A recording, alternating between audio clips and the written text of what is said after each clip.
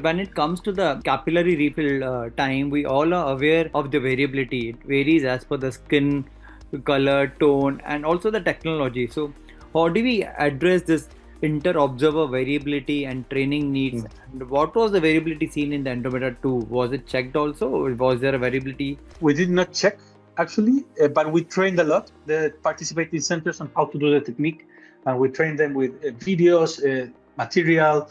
We did some, let's say, initial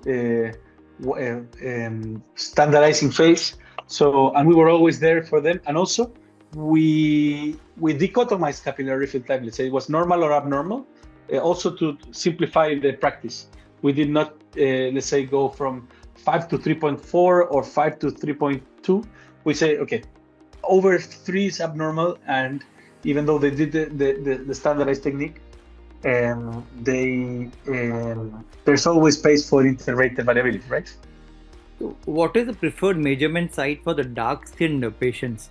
As it's That's difficult to look into the dark-skinned patients. So, any preferred site? that's a good question. Um, that's an actually a great question. I know there are some studies that have tested in the tip of the nose, the earlobe, or in the sternum. Forehead as well. Yeah, and forehead as well. Yeah. So this is a way to in patients with darker skin that in the fingers could not be easily trained done.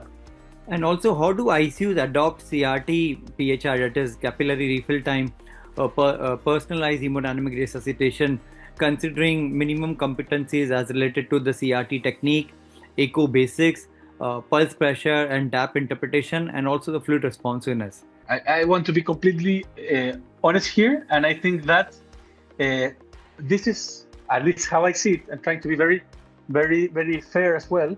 This is the starting point for personalization. I do not know if this will be the rigid protocol that will be here in 10, 15 years. Probably it's super contextual to what you can do at your unit. For example, if you're an expert in echo, you'll probably try to phenotype the patient early, and if you have an echo at the bedside 24/7.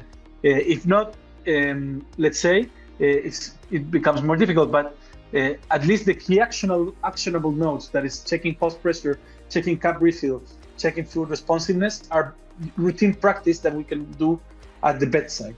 But I think the key message or the core message is that if you personalize therapy here during resuscitation, you probably target better outcomes if you're looking for not only targeting macro numbers, let's say map of 60, cardiac output of 4, but checking also tissue perfusion.